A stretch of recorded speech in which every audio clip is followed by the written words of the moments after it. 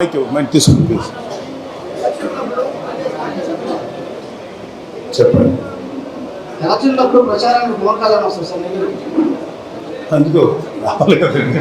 ఇది మా ఊరండి. ఇది నెల్లూరు జిల్లాలో పవన్ కళ్యాణ్ సెయింట్ జోసెఫ్ కదా చదివింది. సెయింట్ జోసెఫ్ నేనేమో బిఆర్ కాలేజీ, లా కాలేజీ, సరదు ఈ సెంటర్లో తిరిగినోళ్ళు.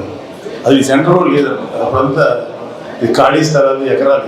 ఇప్పుడు ఎట్లయిందో మాకే తెలియదు. మా నెల్లూరు రాకుండా మేళ మా నాన్నగారు ఉద్యోగం చేసింది ఇక్కడ. మాకు సొంత ఇల్లు మాకు ఇది. మా అమ్మగారు పుట్టిన మా అమ్మ నెల్లూరు ఆడపడుతుంది. మా మదర్ రాష్ట్ర వ్యాప్తంగా మీరు టీడీపీ జనసేన కలిసి పోటీ చేసినప్పుడు రాష్ట్ర వ్యాప్తంగా ఎన్ని సీట్లు అడగాలనుకుంటున్నారు?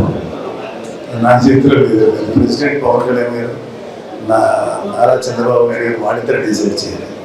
వాళ్ళు ఎన్ని పోటీ చేయమంటే మా వాళ్ళకి పోటీ చేస్తారు. వాళ్ళు ఎంతమంది అంటారు, వీళ్ళు ఎంతమంది త్వరలో తెలుస్తుంది.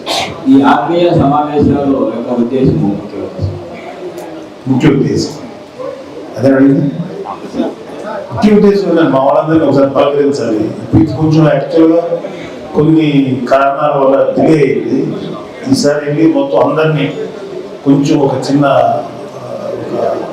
హుషారు చేద్దాం. ప్లస్ మా వాళ్ళందరికీ మేము రాలేదని ఒక చిన్న డిసప్పాయింట్మెంట్ ఉంది.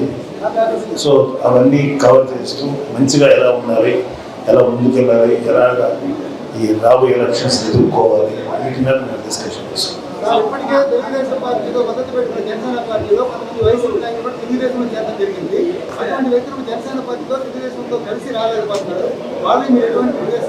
నేను ఇంకొకసారి చెప్పండి. ఒకసారి మైక్ బాబు మైక్ మీరు మైక్లో స్లోగా మాట్లాడండి. సూర్య చెప్పారు. ఇప్పటికే తెలుగుదేశం పార్టీలో వైసీపీలో చేరున్నారు. ఆ వైసీపీలో కలిసి తిరిగిన జనసేన పార్టీ నాయకులు కూడా అంటే తెలుగుదేశం పార్టీలో వచ్చిన వాళ్ళు ఇప్పుడు జనసేన పార్టీలో కలిసి మద్దతు ఇస్తూ తెలుగుదేశం పార్టీ ప్రజలుగా ఉన్నారు. వాళ్ళకి మీరు ఎటువంటి విదేశాలు ఇస్తారు?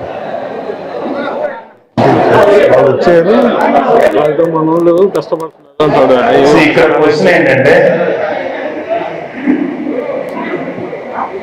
ఇక్కడ ఒకటి వైసీపీ పర్సన్స్ ఎవరైనా ఉంటే టీడీపీలో వచ్చేదేమో కానీ అవి ఒక 1 or 2% తప్ప మేజర్గా టీడీపీలో ఉన్న కార్యకర్తలు లేకపోతే ఒకడున్న నాయకులు జనసేన సైలెన్స్ ఏమంటే చూసారు ఉన్నారు.